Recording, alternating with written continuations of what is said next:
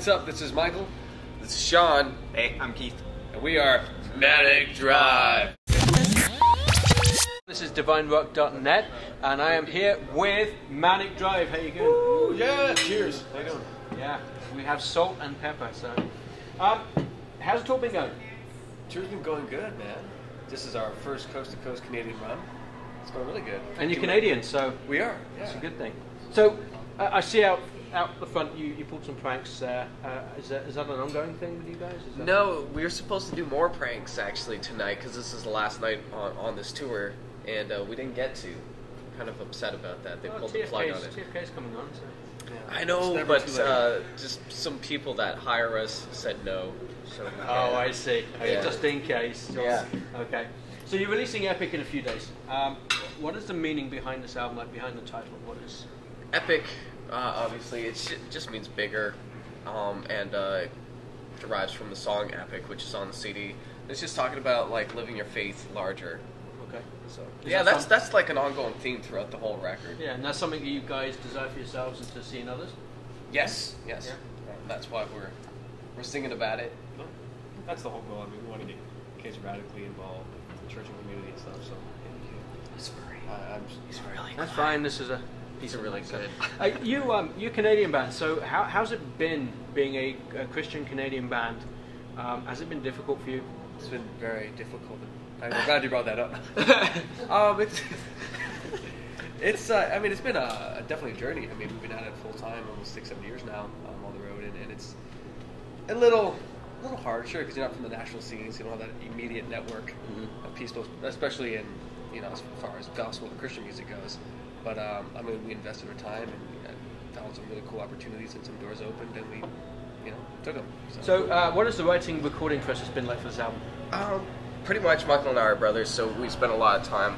But when we're all together, we kind of just sit around in a circle and we start writing, and we're eating a bag of Doritos while we're doing it. And if we can't write the song before we finish the bag of Doritos, we just chuck the song. Chuck the song entirely. Yeah. Okay. That's That sounds good. Good way of doing it. Well, there's that, and then also we've been really excited to work with producer Rob Wells out of Toronto. He's worked with a lot of mainstream pop artists such as Justin Bieber and Backstreet Boys and Madame Lambert, and he came across our music and actually was really excited to work with us.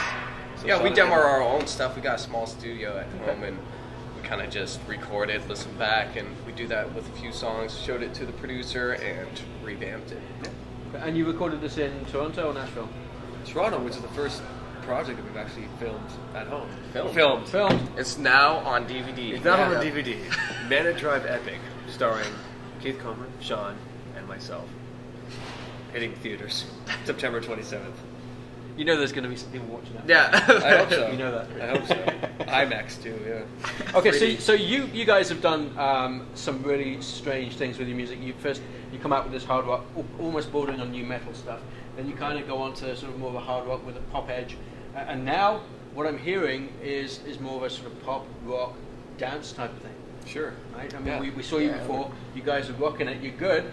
But why the change? Why the dramatic? We just love challenging ourselves as artists. Just love selling out. We love selling out. Just yeah. Well, it's Justin Bieber, and he produced the record, so no. There's been a couple band member changes over the years throughout the CDs. Also, the CD gaps have been pretty large. I think they average about like 3 years. So when we started, I think the first CD I was like 17. Now I'm 25. So yeah, there's going to be just different styles of music. We kind of go along with the philosophy, like if you've done it, why release the exact same thing? Appreciate it for what it was, and if fans like that's cool. Listen to that CD, and we're moving on. Also, just staying current with a couple things. Yeah, we just like the. And we love, honestly, we just love pop. We love rock, so we want to do it all. So maybe the Screamers album's next year. Yeah, might. Who knows? Yeah, Keith has a great screaming. He gets really angry, so. So. A couple of years ago, I missed it. I rue the day that I ever missed it. But you went on tour with Striper. You came to Vancouver. You did the Striper thing.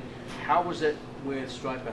Oh, it was great. I mean, I have both their albums, and so it was awesome. The fact that the Legends, called us out on that tour was just remarkable. Out of all the bands to take out, why take a modern pop rock band out? So we were honored and thrilled because we grew up listening to a lot of Striper and DC Talk and all these guys back in the day that now we get to work with and travel with.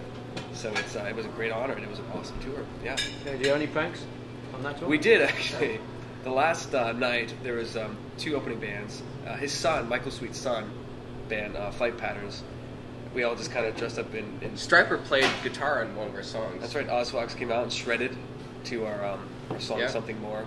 Okay. And the sons of Striper, Flight Patterns, we pranked them with a lot of toilet paper, and our inflatable tube men were going off. It was just all chaos on their set.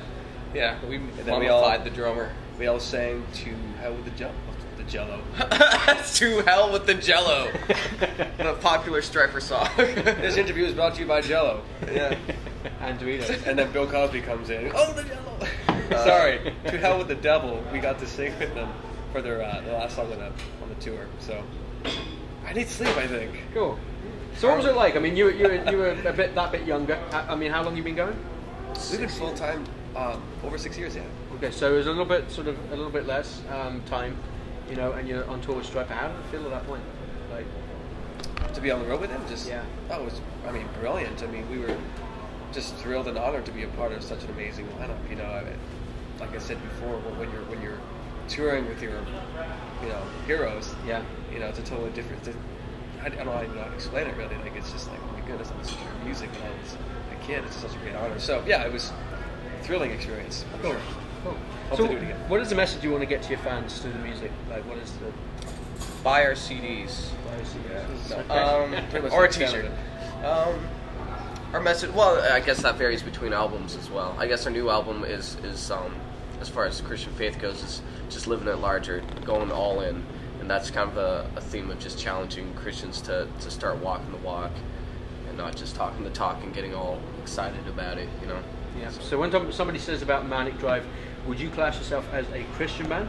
Or would you class yourself as a bunch of Christians who are in a band? No, we're not that political, legalistic when it comes to that title. We're Christians. We're pretty Say transparent. we're Jedi Knights in a band. Yeah, I think that works. Try It's to more keep cool. it New simple. age. No, yeah, we're Christ is our focal point. We don't have a problem with people calling us a Christian rock band. Okay. So you've probably been asked a few times, but Manic Drive, what does it mean? Ooh, Manic Drive. Manic obviously is to be kind of like crazy drive. So it's kind of, we put it in perspective of to have a manic drive for something, to have a crazy passion for something. And for us, that's Christian music. We go all out with it and dedicated our entire lives to this thing. So to have a manic drive for something, and that's, for us, that's Christian music. Okay. Yeah. Just in case you forgot, you lost the button. I did. I lost my button on the show today. So if you find the button, please. Oh, you're never getting that one back. Yeah, probably not. So, a lot of young bands out there. Any last advice for them? Anything? Don't Run. do it. Run away. Stay in school. Stay in school. Man, it's a lot of hard work and patience. I think a lot of people starting band process see all the hype and see you on stage for like 15 minutes or an hour, depending on the band. But behind those 15 minutes, there's 15 hours of driving, So yeah, it's a lot of just patience, a lot of hard work. Yeah. It definitely has to be a calling, and you got to have a passion for it. It's I can understand the glamour of it, and it's great. It's fun. We're very blessed with it, but you really have to be driven for it. There's a lot of hard work as well. Yeah. You need to have that manic drive. The Manic Drive, epic, September 27th. Yeah. Really? Okay. Yeah. Did you like that? Yeah, it was pretty good. Okay. Well, thank you guys. Thank you, sir. Thank you. You keep being salt in pepper. Yeah. Well, cheers. To a great interview. To England.